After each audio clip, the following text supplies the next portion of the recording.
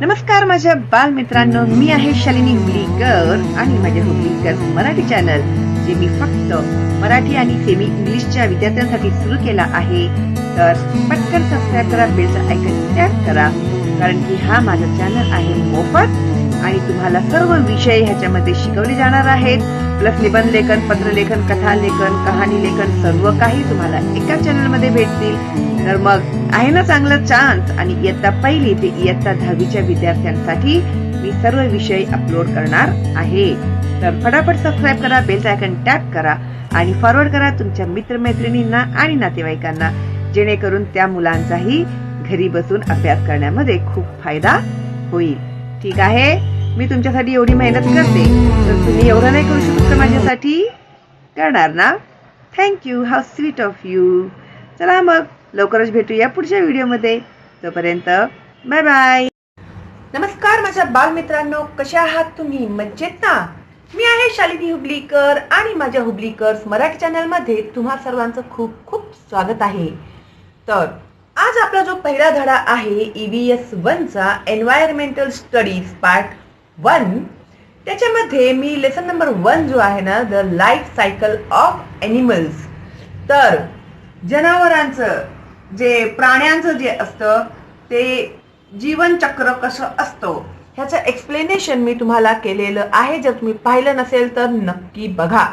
ठीक आहे, तर आता ह्याची उत्तरं, तुम्ही प्रश्नांची उत्तरं कशा प्रकारे लिहिणार ते मी तुम्हाला समजावून सांगणार आहे. ठीक आहे, तर प्रश्न कसे समजून घ्यायचे आणि त्याचं उत्तर कशा प्रकारे लिहायचं अतिशय महत्वाचं आहे. कारण की मुलांना उत्तरं माहिती असतात पण प्रश्नच समजत नाहीत, त्यामुळे उत्तर लिहिता येत नाही. ठीक आहे, तर अतिशय महत्वाचा आहे आजचा आपला हा व्हिडिओ. ठीक आहे, तर पेन्सिल वगैरे घेऊन बसा हातामध्ये आणि महत्वाचे किंवा एखादं स्पेलिंग माहिती नसेल तुम्हाला किंवा एखादा शब्दाचा अर्थ माहिती नसेल तुम्हाला, तर ते मी अर्थ सांगणार, तर तुम्ही पटकन ते अर्थ लिहून घ्यायचं ताबडतोब. ठीक आहे, तर इम्पॉर्टंट पॉइंट्स म्हणजे काही महत्वाचे मुद्दे जे आहेत ह्या धड्यातले हे आपण बघणार आहोत. तर can you tell, look at the picture given on page 1 of the textbook. तुम्हाला एक चित्र दिलेलं आहे, पुस्तक घेऊन बसा. तुम्हाला जे चित्र दिलेलं आहे त्या चित्राला तुम्ही बघायचं आहे आणि मग त्या प्रश्नांची उत्तरं तुम्हाला माहिती आहेत का? Look at the puppies and their mother in the picture. Puppies म्हणजे ते कुत्र्याची पिल्लं दिसत आहेत की नाही तुम्हाला, ते आणि त्यांची आई. Do you see some similarities, त्यांच्यामध्ये तुम्हाला समानता दिसते का? सिमिलॅरिटीज म्हणजे समानता. पपीज म्हणजे जी कुत्र्याची पिल्लं असतात ना त्यांना पपीज म्हणतात. मदर म्हणजे त्यांची आई. चित्रामध्ये जे आपल्याला दिसत आहे त्यांची आई आणि तिची मुलं पपीज जी आहेत ती, त्यांच्यामध्ये तुम्हाला सिमिलॅरिटीज म्हणजे समानता दिसत आहे का? तर त्याचं उत्तर येणार येस. कुत्र्याचे पिल्लं कुत्र्यासारखीच दिसतायत ना तुम्हाला, की मांजरासारखी दिसतायत, ती वाघासारखी दिसतायत का? नाही, तर कशासारखी दिसत आहेत? कुत्र्याची पिल्ले जी असतात ती कुत्र्यासारखीच दिसतात. म्हणून येस, त्याचं उत्तर काय येणार? येस, हो. The puppies and their mother have similarities. अर्ध उत्तर आपल्याला भेटलं प्रश्नातच. The puppies and their mother in the picture लिहिलं तरी सुद्धा चालेल. हा, हॅव सिमिलॅरिटीज, त्यांच्यामध्ये समानता आहे. ठीक आहे, अर्ध उत्तर प्रश्नातच. काही नाही समजलं तर एवढं लिहिलं तरी सुद्धा मार्क भेटेल तुम्हाला, अर्धा मार्क तरी नक्की भेटेल तुम्हाला. ठीक आहे. The puppies are small in size, परंतु ते पपीज जे आहेत ते छोटे आहेत ना, पिल्लू आहेत ना, ते कसे आहेत? साईज मध्ये छोटे आहेत.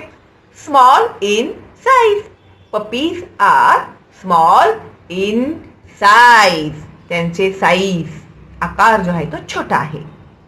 They are much alike to their mother in features, colours etcetera, आणि ते त्यांच्या आईसारखेच दिसत आहेत. They are look like their mother. ते त्यांच्या आईसारखेच दिसत आहेत. एवढं लिहिलं तरी सुद्धा चालेल. ठीक आहे. तर yes, the puppies and their mother have similarities. त्यांच्यामध्ये समानता आहे. अर्ध उत्तर प्रश्नातच भेटलं आपल्याला. त्यानंतर puppies are small in size. फक्त ते काय आहेत, आकाराने छोटे आहेत. का छोटे आहेत? पिल्लं आहेत ना, ती पिल्लं आहेत म्हणून ती आकाराने छोटी आहेत. बाकी सगळे ते सेमच आहेत, हो की नाही. They are much alike to their mother in features. Features म्हणजे त्यांच्या चेहऱ्याची रचना जी आहे ती त्यांच्या आईसारखीच आहे. शरीराची रचना, रंग हे सगळं आईसारखंच आहे. तर रंग वगैरे लिहायची गरज नाहीये आपल्याला. जरी तुम्ही एवढं पण लिहिलत ना स्मॉल इन साईज पर्यंतच, तरी सुद्धा तुम्हाला पूर्ण मार्क्स भेटतील. चुकीचं लिहिण्यापेक्षा न लिहिलेलं बरं. हा पण समजून ठेवा. आलं लिहायला तर लिहा, नाहीतर नाही लिहिलं, चुकीचं लिहिण्यापेक्षा सोडून दिलं तरी सुद्धा चालेल. एवढं जरी लिहिलं तरी तुम्हाला मार्क भेटेल.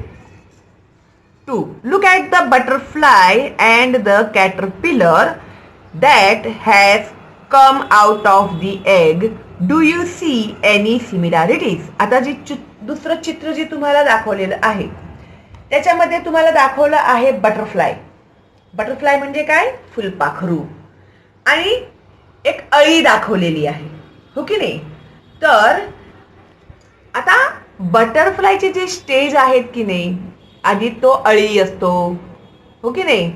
मग तो कोशात जातो. त्याचे जे 4 स्टेज आहेत ते, ठीक आहे. तर त्याच्यातला पहिला जो स्टेज आहे तो आहे कॅटरपिलर.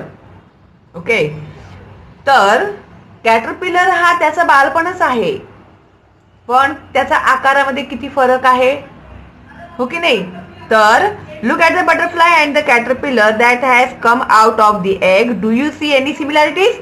त्यांच्यामध्ये तुम्हाला काही समानता दिसत आहे का, असा प्रश्न त्यांनी इथे विचारलेला आहे. आता तर तुम्ही पटकन उत्तर दिला असेल, नो म्हणून, नाही म्हणून, हो की नाही. तर the butterfly and its caterpillar do not have any similarities, हो की नाही. बटरफ्लाय आणि कॅटरपिलर ह्यांच्यामध्ये do not have any similarities. त्यांच्यामध्ये काहीही समानता नाही आहे. सिमिलॅरिटीज म्हणजे समानता. एवढं लिहू शकता की नाही तुम्ही आता, कारण की अर्ध उत्तर तुम्हाला प्रश्नामधूनच भेटलेलं आहे. फक्त तुम्हाला काय लिहायचं आहे, no, do not have any similarities. लिहून काढा हा तुम्ही ही उत्तरं.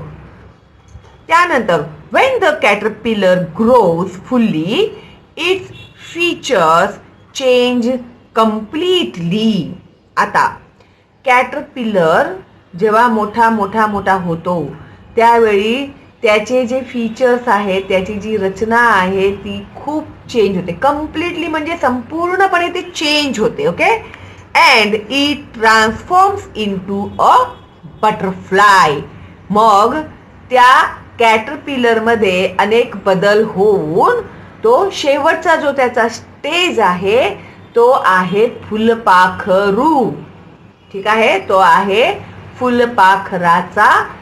कॅटरपिलर पासून त्याचा जो जन्माचा प्रवास सुरू होतो तो कंप्लीट कधी होतो, फुलपाखरू झाल्यावर तो त्याचा प्रवास जो आहे तो कंप्लीट होतो. त्याच्या शरीरातले जे बदल आहेत ते कंप्लीट होतात.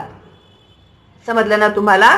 तर उत्तर लिहिताना no, the butterfly and its caterpillar do not have any similarities.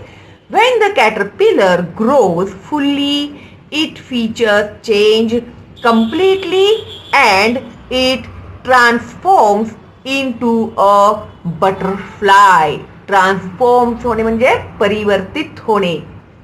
ठीक आहे. त्या कॅटरपिलरचं जे परिवर्तन आहे ते कशामध्ये होतं, फुलपाखरामध्ये होतं. खूप महत्वाचं आहे मुलांनो, लक्षात ठेवा. 3.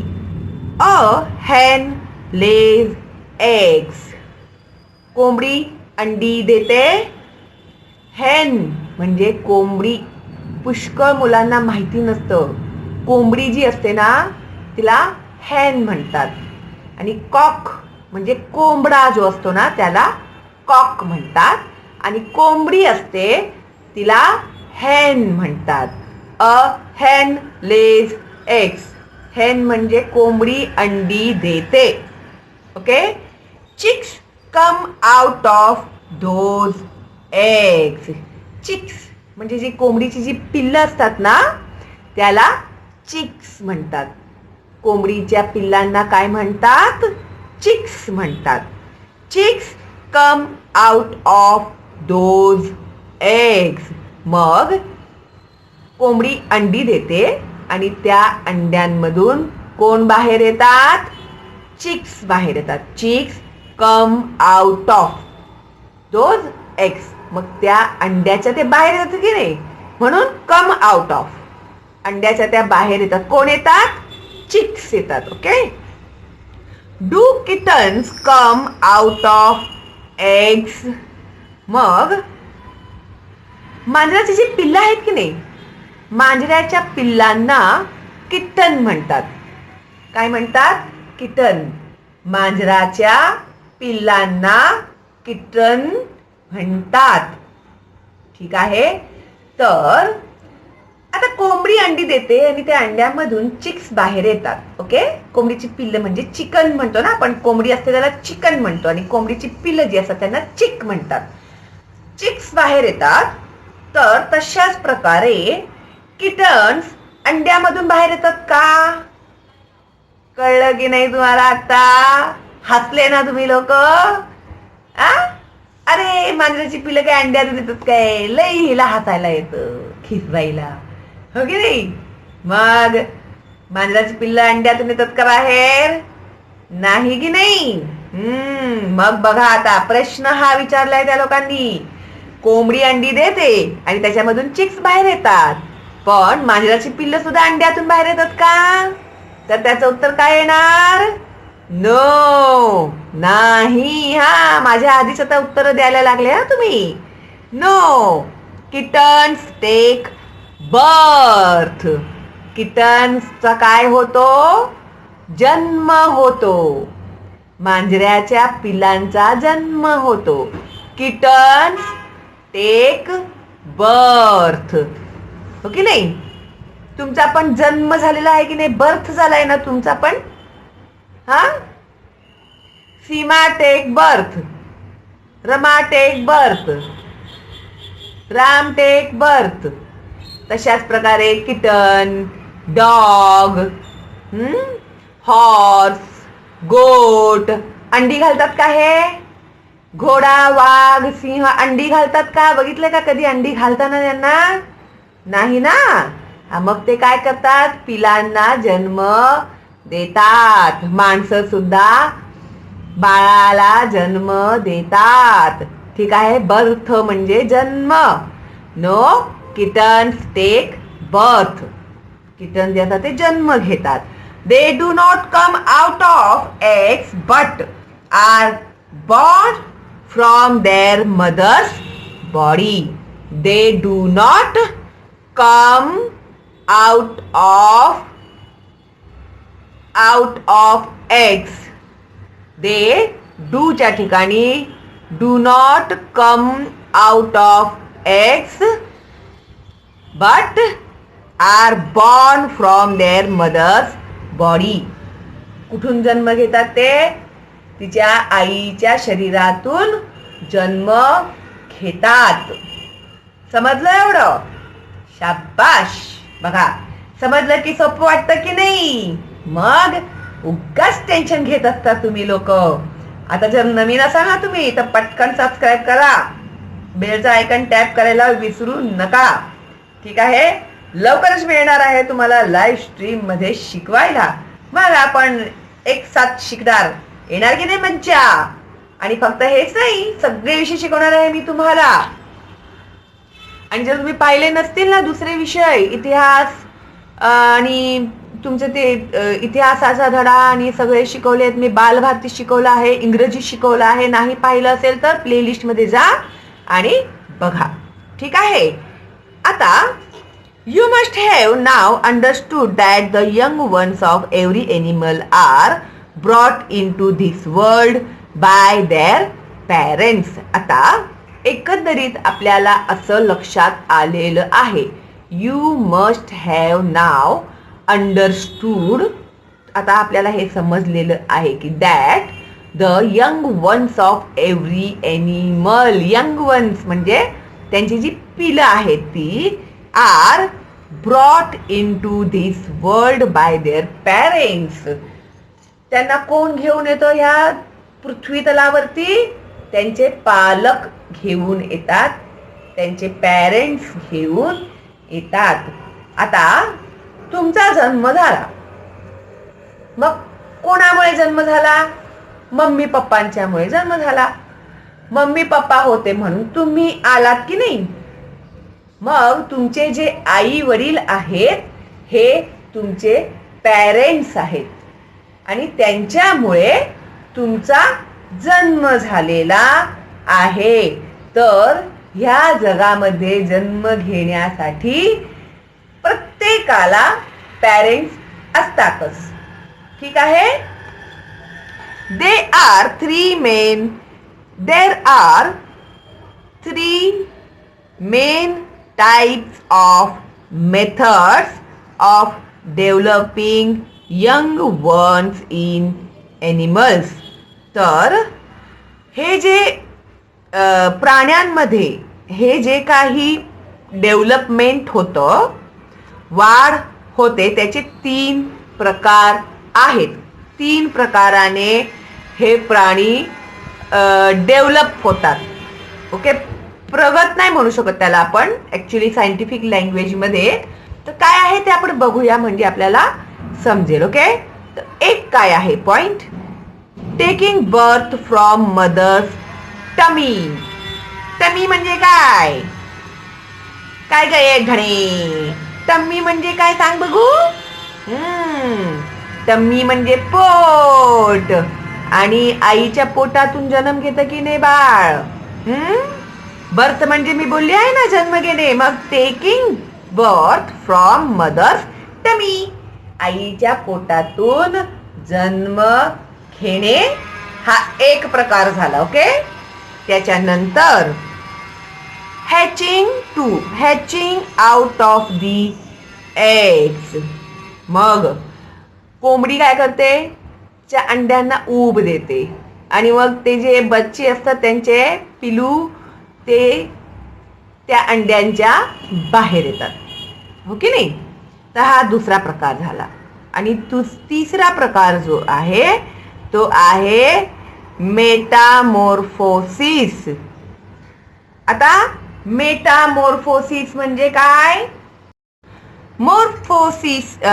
मेटामॉर्फोसिस म्हणजे ते जे आता आपण बटरफ्लायचं बघितलं की नाही, म्हणजे त्यांच्या परिवर्तन होतं त्यांच्या वाढीच्या मध्ये. आधी कॅटरपिलर, अळी, मग ते कोशामध्ये जातं आणि मग ते बटरफ्लाय बनतं. हे जे काही त्यांचे स्टेज आहेत ना त्याला म्हणतात मेटामॉर्फोसिस. ओके, तर आता ग्रोथ ऑफ ॲनिमल्स. इथे तुम्हाला चार्ट दिलेला आहे त्यांनी आणि हा चार्ट अतिशय महत्वाचा आहे. हा चार्ट तुम्हाला समजला तर तुमचा अर्धा अभ्यास झाला म्हणून समजा. ठीक आहे. तर आता बघा, ॲनिमल्स म्हणजे प्राणी, एग लेईंग अंडे देणारे ॲनिमल्स 3 प्रकारचे आहेत की नाही? एग लेईंग म्हणजे अंडी देणारे, taking birth from mother's tummy आईच्या पोटातून जन्म घेणारे, आणि शोविंग मेटामॉर्फोसिस आणि त्यांच्या ज्या बदल होतात शरीरांच्या मध्ये मोठे होईपर्यंत, तर त्याला मेटामॉर्फोसिस म्हणतात. तर त्यांची उदाहरणं इथे तुम्हाला दिलेली आहेत. EG म्हणजे काय असतं? EG म्हणजे एक्झाम्पल. एक्झाम्पल जो असतो तो शॉर्ट मध्ये EG असं लिहितात. ठीक आहे. तर EG म्हणजे फॉर एक्झाम्पल, उदाहरणार्थ बर्ड्स म्हणजे पक्षी, फिश म्हणजे मासे, फ्रॉग म्हणजे बेडूक, स्नेक्स म्हणजे साप, ॲन्ट्स म्हणजे मुंगी. Young ones of hatch out from the eggs. तर ह्यांची जी पिलं आहेत ती अंड्यांमधून बाहेर येतात. ओके, यंग वन्स म्हणजे त्यांची जी पिलं आहेत ती. त्याच्यानंतर taking birth from mother's tummy. तर खूपच उदाहरण आहेत आपल्याकडे. एक्झाम्पल, काव म्हणजे गाय, शीप म्हणजे मेंढी, डॉग म्हणजे कुत्रा, कॅट म्हणजे मांजर, ह्युमन्स म्हणजे माणसं. ह्युमन्स म्हणजे कोण? माणसं, आपण, माणसे, मनुष्य. Young ones are born to their mothers. आपली जी जन्म होतो, काय होतो? जन्म होतो. आईच्या पोटातून या प्राण्यांचा जन्म होतो. दे suck milk from their mother's. जन्म झाल्यानंतर ते आईचं दूध पितात. सक करणे म्हणजे ते पितात ना पोरं, असं खेचून दूध पितात की नाही. तर गाईचं दूध, कुत्र्याचं, मांजराचं, माणसाचं जे बाळ असतं ते दूध पितं की नाही, तर त्याला सक करणे म्हणतात.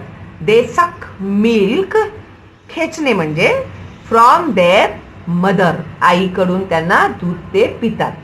दे have hair on their body. त्यांच्या शरीरावरती हेअर म्हणजे काय? केस.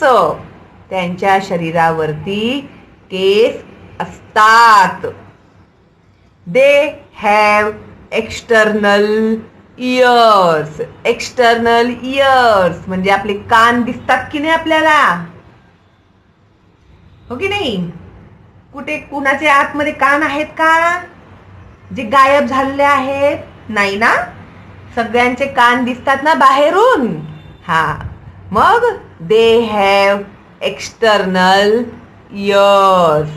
त्यांना बाहेरून त्यांना कान आहेत. एक्सटर्नल म्हणजे बाहेर आहेत त्यांचे कान. ठीक आहे, समजलं का तुम्हाला? तर taking birth from mother's tummy. Example, cow, sheep, dog, cat, humans. Young ones are born to their mothers. They suck milk from their mother. They have hair on their body. On म्हणजे वर, शरीराच्या वर केस असतात. In म्हणजे आत, on म्हणजे वर. On their body शरीरावर. Okay, they have external years. Okay, एवढं समजलं तुम्हाला पक्क? ओके, आता showing Metamorphosis. Example, insects. Insects म्हणजे काय? कीटक. आता कीटक म्हणजे काय काय येतं सांगा बघू जरा. सांगा बघू जरा काय काय येतात कीटकांची नावं ती. मॉस्किटोज म्हणजे मच्छर. दिलेत का यांनी नावं? नाही दिलेत. मॉस्किटोज म्हणजे मच्छर आणि झुरळ. त्याच्यानंतर भरपूर काही आहेत रे कीटक, माशी, हे सगळे. अजून नावं तुम्ही मला लिहून द्यायची हा कमेंट्स मध्ये. अजून कोणते कोणते इन्सेक्ट्स आहेत ते. ओके, तर they are different stages of development. त्यांच्या वाढीमध्ये अनेक विभाग आहेत, अनेक प्रकार आहेत त्यांच्या वाढीमध्ये. The young one is very different from the adult. त्यांचं जे बाळ असतं, यंग वन, जे अंड्यामधून ते बाळ येतं, ते एडल्ट म्हणजे ते पूर्ण तयार झालेलं. आता जसं फुलपाखरूची जी अळी असते ती किती वेगळी असते, हो की नाही? आणि तो पूर्ण फुलपाखरू तयार झाल्यावर किती सुंदर दिसतो की नाही? तर त्यांच्या ज्या काय म्हणतात त्यांना, जे टप्पे आहेत ना वाढीचे, मग शेवटचा जो टप्पा आहे त्याच्यामध्ये ते एडल्ट. मग त्यांचा प्रवास सुरुवातीपासून ते शेवटपर्यंत वेगवेगळ्या टप्प्यांमध्ये होतो. ओके, आय होप तुम्हाला समजत आहे. मी अतिशय सोप्या प्रकारे समजवत आहे. Okay, good. मग एक लाईक तर देऊ शकता ना तुम्ही मला. द्या ना रे, असं काय करता. ओके, आता 2. हे बघा, हे मी आता तुम्हाला काय एक्सप्लेन करते, प्रश्नांची उत्तरं एक्सप्लेन नाही करत आहे मी तुम्हाला. मी तुम्हाला ह्या धड्यांमधले इम्पॉर्टंट जे मुद्दे आहेत ते समजवत आहे. धडा तर झालेला आहे समजवून, पण ह्याचे जे मुद्दे आहेत इम्पॉर्टंट ते सुद्धा तुम्ही समजून घ्या. ओके, आता बघा, the chicken is born from an egg. आता तुम्हाला समजायला लागलं असेल, चिकन म्हणजे कोंबडी, is born from the egg, अंड्यामधून ती जन्म घेते, हो की नाही. त्यानंतर 2, when chicks grow inside the egg they need warmth. जेव्हा ते चिक्स जे असतात अंड्याच्या आत असतात तेव्हा त्यांना इनसाइड द एग म्हणजे अंड्याच्या आत असतात. कोण असतात? चिक्स असतात. व्हेन चिक्स ग्रो होणे म्हणजे वाढ होणे, तर अंड्याच्या आतमध्ये त्यांचं वाढ होण्यासाठी दे नीड वार्मथ, त्यांना उबेची गरज असते. वार्मथ म्हणजे ऊब, गरम. ओके, असते, गरज असते. 3, mother hen sits on the eggs to warm them. मग त्या अंड्यांना ऊब देण्यासाठी त्यांची जी आई असते ती त्या अंड्यांवर बसते. Okay, this is called hatching the eggs. ह्यालाच म्हणतात अंड्यांना ऊब देणे. कळलं का? कोंबडी अंड्यांना ऊब देणेला काय म्हणतात? चिकन, सॉरी, ह्याला म्हणतात, this is called hatching the eggs. अंड्याला ऊब देण्याला हॅचिंग म्हणतात. स्पेलिंग पाठ करा. अंडी उबवते त्याला हॅचिंग म्हणतात. अंडी उबवणे, कोंबडी अंड्यांवर बसून अंडी उबवते त्याला हॅचिंग म्हणतात. 4, during hatching the hen does not leave the coop. ज्यावेळी ती अंड्यांना ऊब देत असते तर त्यावेळी ती त्या जागेवरून उठत नाही, तिकडनं कुठेही ती जात नाही. She becomes aggressive and protects the eggs for their safety. हा प्रश्न परीक्षेमध्ये येतो. अंड्यांना ऊब देताना चिकन ॲग्रेसिव्ह का होते? ॲग्रेसिव्ह म्हणजे आक्रमक, ॲग्रेसिव्ह म्हणजे आक्रमक. तर she becomes aggressive and protects the eggs for their safety. ती जेव्हा अंड्यांना ऊब देत असते त्यावेळी ती कुणालाही तिकडे जवळ यायला देत नाही. का? तर तिला भीती असते की ही लोक काय करतील, माझ्या अंड्यांना काहीतरी धोका आहे ह्या लोकांपासून, म्हणून ती कुणालाही पुढे यायला देत नाही. कुणीही गेलं पुढे किती चावायला जाते त्या लोकांना, त्यांच्यावरती ती हल्ला करते. ठीक आहे, आई आहे ना शेवटी ती. तर शी बिकम्स ॲग्रेसिव्ह, ती आक्रमक होते. Two and protects the egg for their safety, आणि अंड्यांची ती काळजी घेत असते, त्यांचं रक्षण करत असते. प्रोटेक्ट करणे म्हणजे त्यांचं संरक्षण करणे. किती झालं तरी आई असते ना, आईला आपली मुलं प्रियच असतात, हो की नाही. Wien the growth is complete, जेव्हा अंड्यामध्ये त्या बाळाचा ग्रोथ म्हणजे वाढ, अंड्यामध्ये त्या बाळाची वाढ जेव्हा कम्प्लीट होते म्हणजे पूर्ण होते, the young chicks break the egg shells. आता जे यंग चिक्स म्हणजे त्या अंड्यामधले जे बाळ असतात ना, ती काय करतात, एग शेल्स म्हणजे अंड्याचा जो कवच असतो ना वरचा, शेल म्हणतात त्याला. ठीक आहे, कवच जो असतो तो शेल असतात. तर ते एग शेल्स काय करतात, ते ब्रेक करतात. ब्रेक करणे म्हणजे ते तोडणे, त्याला तोडतात. अँड कम आउट, मग ते त्याच्यातून बाहेर येतात. आता जर तुम्ही आता इथे तर पॉसिबल नसेल, शहरांमध्ये तर जरा मुश्किलच आहे, पण तुम्ही जेव्हा गावी वगैरे असता किंवा तुम्ही गावीच आहात तर तुमच्या घरी सुद्धा कोंबडी पाळतात ना कोंबड्या, आणि मग त्या कोंबड्यांमधून कशा प्रकारे अंडी बाहेर हे तर तुम्हाला प्रत्यक्ष बघायला भेटत असेल, हो की नाही?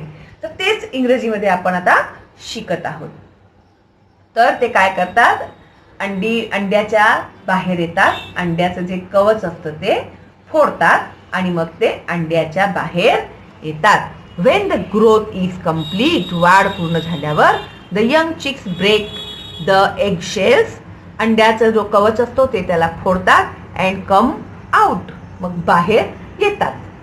ओके. त्याच्यानंतर 3 मेटामॉर्फोसिस, अतिशय महत्वाचा आहे मेटामॉर्फोसिस, आणि सगळ्यात जास्त प्रश्न ह्याच्यावरूनच येतात तुम्हाला.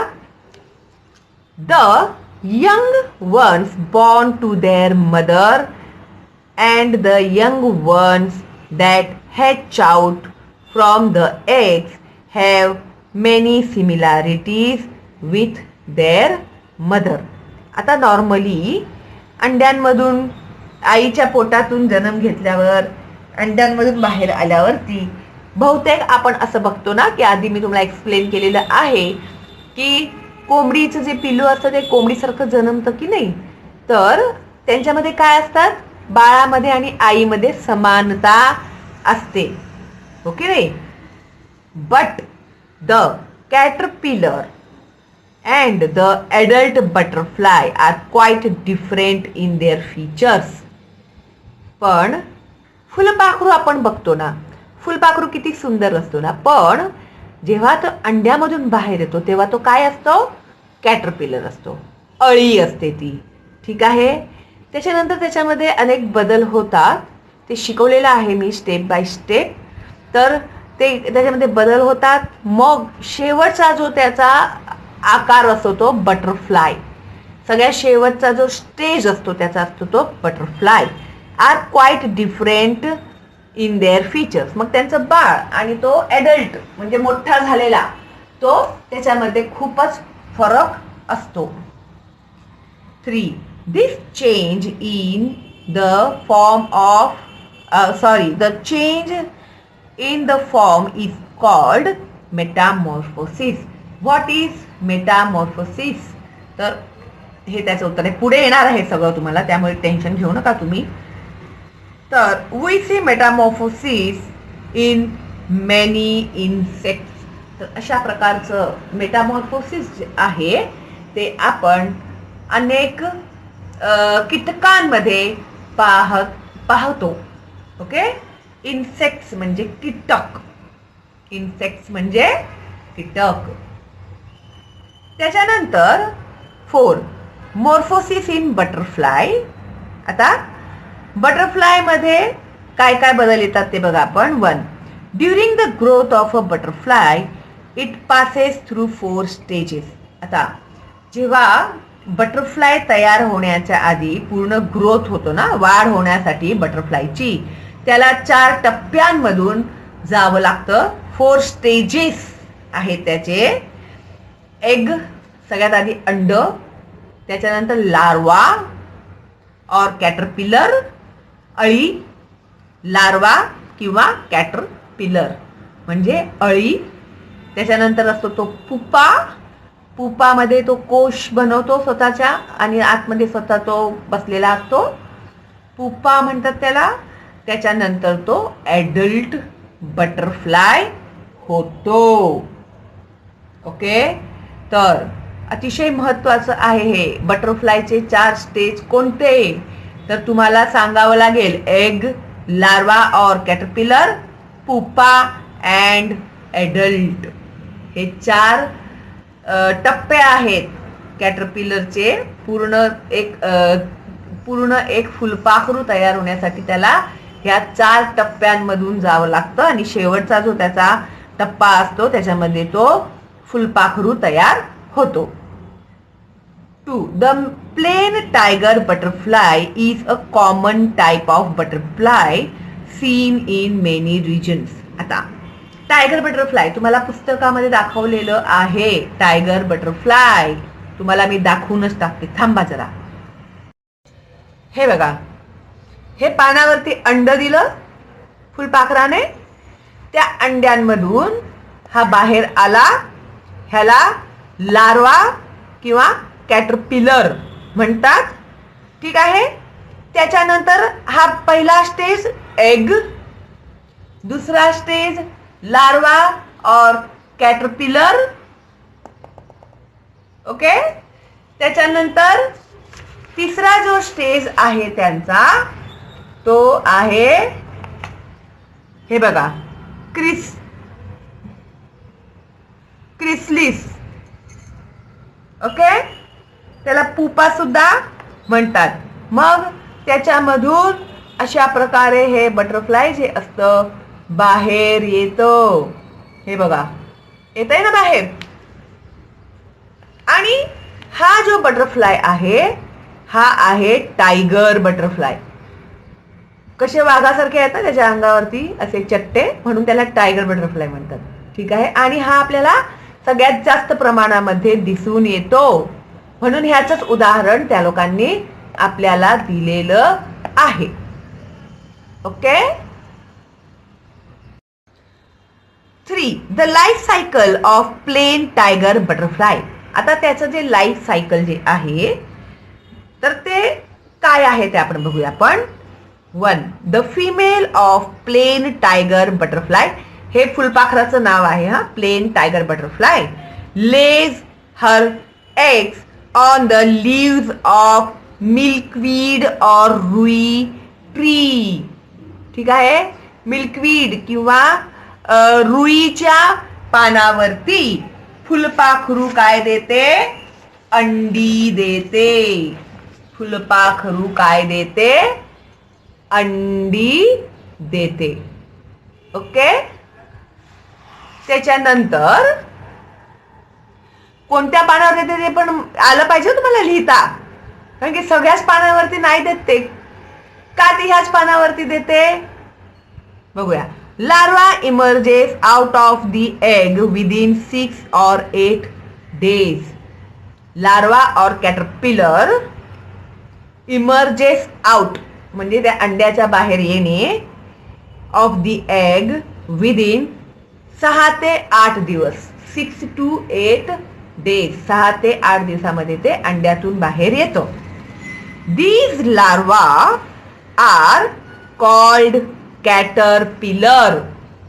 These larvae are called caterpillar. Okay. त्याच्यानंतर caterpillar eats very fast and also grows rapidly. तसे हे जे अंड्यामधून बाहेर आल्याबरोबर ते एवढं भुकेलं असतं ना, मग ते ईट फास्ट म्हणजे ते खबड खबड खबड खबड खायला लागतं.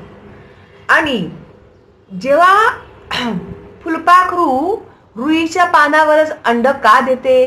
कारण की जेव्हा ते बाळ तिचं जे अंड्यामधून बाहेर येणार त्याला रुईचं पानच तो खाणार असतो. ठीक आहे.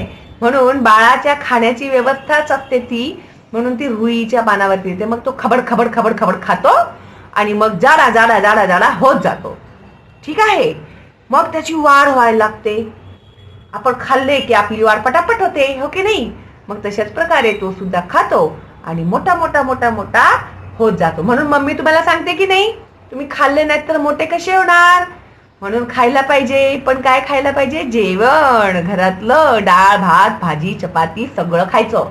आणि तुम्ही शटरपटर खाता ना, वेफर द्या, चिप्स द्या, चॉकलेट द्या, हे आधी आपण पूर्ण जेवण जेवायचं, मग नंतर ते खायचं. ठीक आहे.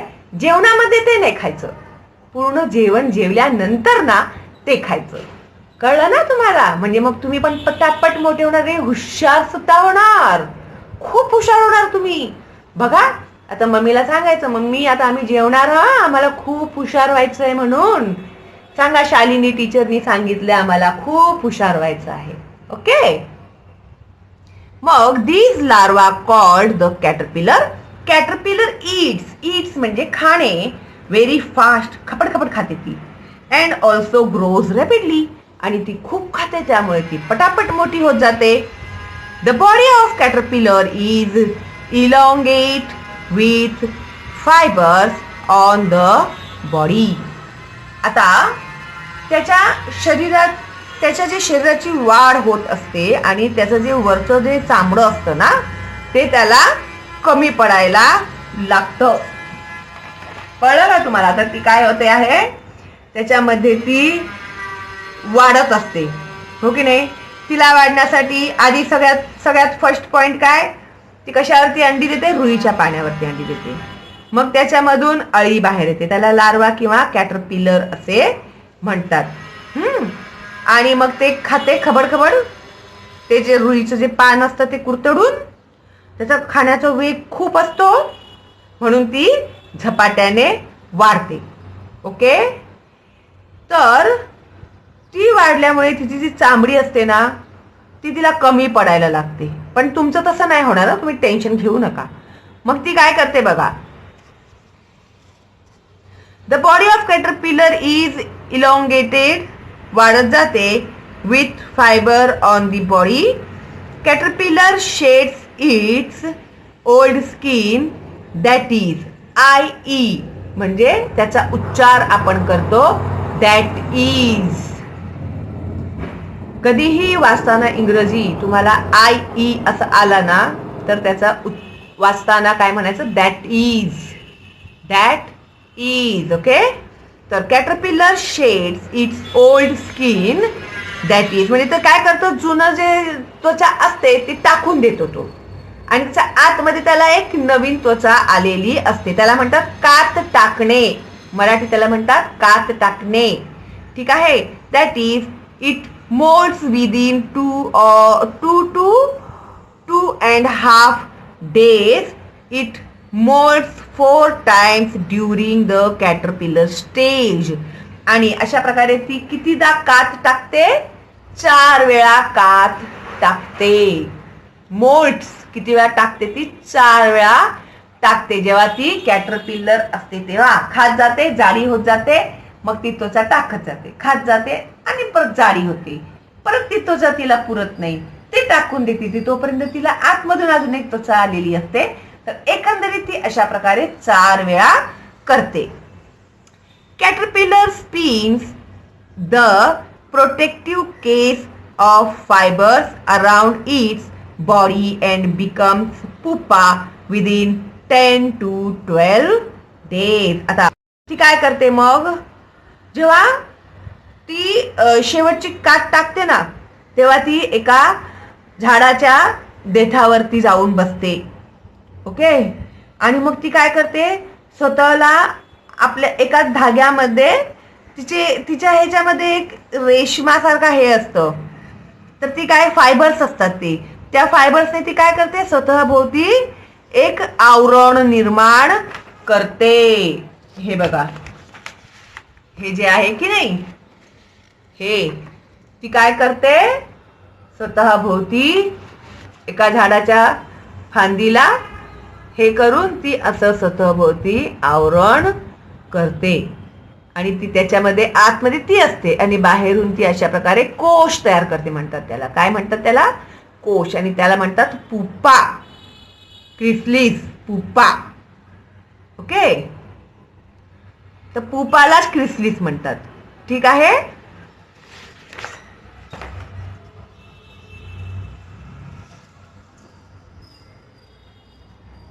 आय होप तुम्हाला समजत असेल मुलांनो. मी खूपच सोप्या प्रकारे शिकवण्याचा प्रयत्न करत आहे. समजलं असेल तर लाईक द्या, म्हणजे मला कळेल की हा बाबा माझ्या पोरांना समजत आहे, मी एवढं जीव तोडून शिकवते ना ते. तर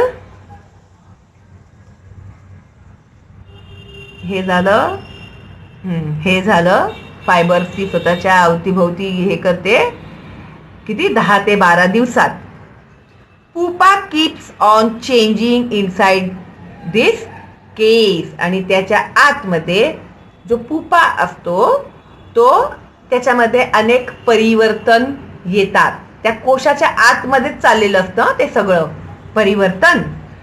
the case of the pupa stage of butterfly is called chrysalis. आता पुपाच्या आतमध्ये जे काही त्यांच्यामध्ये परिवर्तन होतात ना त्याला क्रिसलिस म्हणतात. Okay. During this stage attractive wings and long legs develop. आणि ह्या स्टेजमध्ये पुपाच्या आतमध्ये त्यांना अट्रॅक्टिव्ह विंग्स म्हणजे पंख, सुंदर आकर्षक, अट्रॅक्टिव्ह म्हणजे आकर्षक पंख आणि लॉंग लेग्स आणि लांब पाय डेव्हलप होतात, येतात त्यांना तिकडे. The pupa stage is for 11 to 12 days. तर त्या कोशाच्या आत किती दिवस असतो तो? 11 ते 12 दिवस असतो. ठीक आहे. After the development is complete.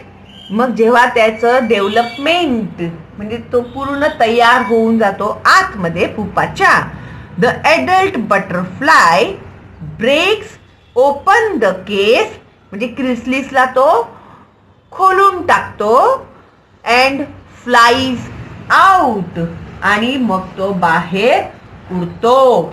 हे बघा आता ह्याच्यामध्ये तो पूर्णपणे तयार झालेला आहे. आपल्याला साधारणपणे एक अंदाज येत आहे ह्या बटरफ्लायचा. हे बघा इथे पंख वगैरे दिसत आहेत, आतमध्ये त्याचं शरीर वगैरे दिसत आहे. मग तो काय करतो आहे, ह्याच्यातून बघा इथे बाहेर येत आहे. ओके. आणि त्यानंतर तो बटरफ्लाय होऊन उडायला लागतो. बघितलं का किती कठीण आहे ना त्या लोकांचा जन्म.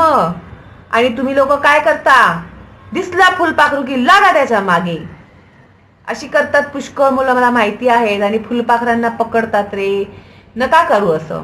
ठीक आहे. त्यांचा जन्म बघा किती कठीण आहे बिचारे. ते एवढ्या मुश्किलीने त्यांचा जन्म होतो आणि आपण त्यांना लवकरच मारून टाकतो. तर आपल्याला पाप लागेल त्याच्यासाठी. ठीक आहे. तर आता तुम्हाला एवढे दिवस माहिती नव्हतं की नाही, मग काय जे काय झालं ते सोडून द्या आता. पण आता ह्याच्या पुढे त्या लोकांना त्रास द्यायचा नाही. त्यांचं जे आयुष्य तर खूप छोटं असतं त्यांचं आयुष्य, त्यांना तेवढं त्यांचं आयुष्य ना पूर्ण जगू द्या. ठीक आहे. आपल्या ह्याच्यामध्ये किती सौंदर्य निर्माण करतात ते. त्यांच्यामुळे अनेक फुलं, अनेक झाडं तयार होतात. ठीक आहे. सगळं येणार आहे तुम्हाला हळूहळू पुढे. पण आता प्लीज ह्या कीटकांना, कोणताही कीटक असू देतो, कुणालाही त्रास देऊ नये. ते आपल्याला वाटायला येतात का? कधी नाहीये. दिसतात ना सुंदर, बघा तुम्ही, आनंद घ्या त्यांच्या सुंदरतेचा. पण त्यांना मारू नका, त्यांना त्रास देऊ नका, त्यांना बांधू नका, त्यांना बाटल्यांमध्ये भरू नका. हा, करणार ना तुम्ही असं? मला नाही दिलं ना लाईक तरी चालेल, पण तुम्ही ना हे मात्र करू नका. ठीक आहे. थँक्यू. तर बघा एवढा कष्टदायक असतो त्यांचा जन्म. ओके. त्यानंतर different types of butterflies show similar life cycle consisting of 4 stages. आता वेगवेगळे जे आता आपण जे अभ्यास केला होता तो प्लेन टायगर बटरफ्लायचा आपण शिकलो आता, हो की नाही. पण भरपूर प्रकारचे बटरफ्लाईज असतात ना, खूप बटरफ्लाईज असतात वेगवेगळ्या प्रकारचे. तर वेगवेगळ्या प्रकारच्या ह्याच्यामध्ये हे स्टेज कॉमन आहेत सगळ्यांच्या ह्याच्यामध्ये. हे जे स्टेज आहे ते कॉमन आहेत. सिमिलर लाईफ सायकल आहे त्या लोकांचं. अंड, अळी, त्याच्यानंतर पुपा किंवा क्रिसलिस आणि एडल्ट बटरफ्लाय. ओके. तर अशा प्रकारे हे मी तुम्हाला इम्पॉर्टंट जे पॉइंट्स आहेत की नाही ते एक्सप्लेन केले आहेत. ओके. तर पुढच्या व्हिडिओमध्ये तुम्हाला प्रश्नांची उत्तरं देणार आहे मी. आणि त्याच्यामध्ये प्रश्न काय विचारलेला आहे तो कशा प्रकारे समजून घ्यायचा आणि मग उत्तर कशा प्रकारे लिहायचं हे सगळं मी तुम्हाला डिटेलमध्ये शिकवणार आहे. तर माझा पुढचा व्हिडिओ मिळवण्यासाठी तुम्हाला सबस्क्राईब करून बेलचा आयकॉन टॅप करावा लागेल. तर तुम्हाला माझ्या नवीन व्हिडिओजचे नोटिफिकेशन्स भेटतील. ठीक आहे, चला मग भेटूया लवकरच पुढच्या व्हिडिओमध्ये. तोपर्यंत बाय बाय.